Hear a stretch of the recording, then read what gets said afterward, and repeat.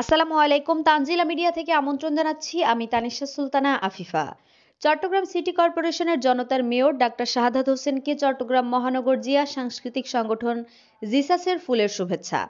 চট্টগ্রাম বিভাগীয় সাংগঠনিক সম্পাদক এবং চট্টগ্রাম মহানগর জিয়া সাংস্কৃতিক সংগঠন জিসাস সভাপতি শিল্পী আবুল হাশেম আজাদ, সাধারণ সম্পাদক কামাল আহমেদ, সাংগঠনিক সম্পাদক গীতিকার মোস্তফা সাগরের নেতৃত্বে চট্টগ্রাম সিটি কর্পোরেশনের জনতার মেয়রকে ফুলেল শুভেচ্ছা জানানো হয়েছে।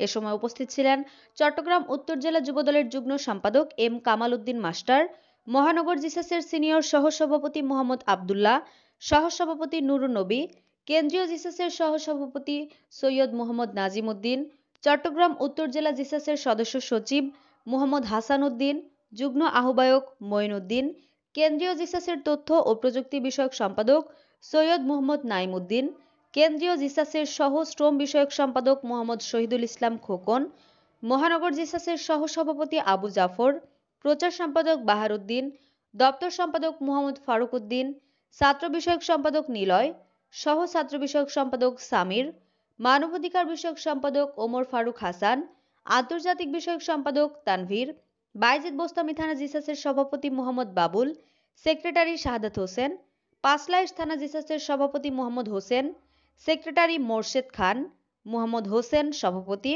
আব্বাস কোম্পানি সিনিয়র সহসভাপতি, আবু তৈয়ব টুনু সহসভাপতি, মোহাম্মদ খোরশেদ খান সাধারণ সম্পাদক, মোহাম্মদ বেলাল জয়েন্ট সেক্রেটারি, মোহাম্মদ রাশেদ সাংগঠনিক সম্পাদক, মোহাম্মদ রুবেল প্রচার সম্পাদক, মোহাম্মদ সায়েদ সাংস্কৃতিক সম্পাদক, মোহাম্মদ ইউন সহ সাংস্কৃতিক সম্পাদক, মোহাম্মদ জিয়াউদ্দিন জিয়া ক্রিয়া সম্পাদক, মোহাম্মদ সোহেল সহ ক্রিয়া সম্পাদক, মোহাম্মদ শওকত সদস্য, জসিম উদ্দিন সদস্য, মোহাম্মদ জসিম সদস্য প্রমুখ।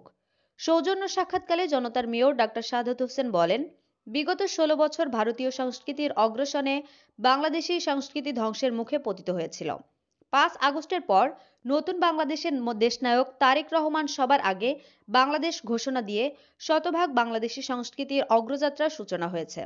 তাই জিসাস নেতৃবৃন্দকে দেশীয় সংস্কৃতির মাধ্যমে বিগত ফ্যাসিস্ট হাসিনার অপকর্মকে তুলে ধরার আহ্বান জানান।